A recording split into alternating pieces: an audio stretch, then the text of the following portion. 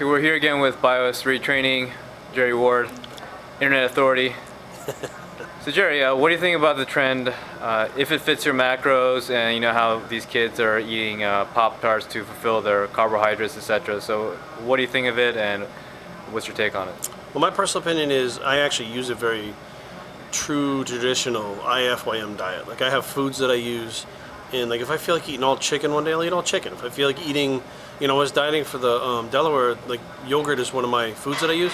I had yogurt for like 5 meals out of them because I just liked the taste of it. It was easy to make, and you know, I'd throw some protein powder in it, and that was my protein, and I just didn't feel like cooking. So I think that the true form of Iifym is legit. I think that it's been done for years. I don't think it's anything new, but I think that whole new school Iifym, where they're like, a carbohydrate is a carbohydrate and a protein is a protein, is complete bullshit. None of these guys look any good, and if they do, what they do is basically restrict their calories till they're boned out, till they look like they came out of a concentration camp. Like, they don't have muscle to them. They don't have a full look. They're just depleted and look like shit, in my personal opinion, but so other people may think they look great. But the bottom line is we know, and I've proved this over and over again on my channel, that, you know, sugar does not actually act like a complex carbohydrate. Just like, you know, a sweet potato is not going to act exactly like a regular potato. Now, there are different hormonal fluctuations that happen with the foods, and people can all day long say it's all broken down into glucose, but what happens before it's broken down into glucose is what's really important too, the hormonal manipulation through the foods. And I think that's getting lost in this new school mentality, because these kids, they just don't want to work hard for it. They don't. They're lazy, they're pussies, and they just don't want to put the time and effort. Dieting is hard. Dieting is not fun. Even Matt Ogus, who was one, you know, the Chipotle burrito thing that he had there for his contest, did 2 shows and then decided to call it a season because it's too hard mentally and physically on him, and he was eating Chipotle every day. So just imagine if these kids had to eat baked potatoes or broccoli or plain foods or clean foods, there's no way they'd make it 30 weeks or whatever they're dieting, stuff like that. I see. So the thing is, because they don't want to stick with, you know, the clean foods, you know, they're not progressing as they should. Right, it takes them 35 weeks to diet, whereas it takes a bro 12 to 16 weeks. And they say, well, we diet slower because we don't want to lose muscle.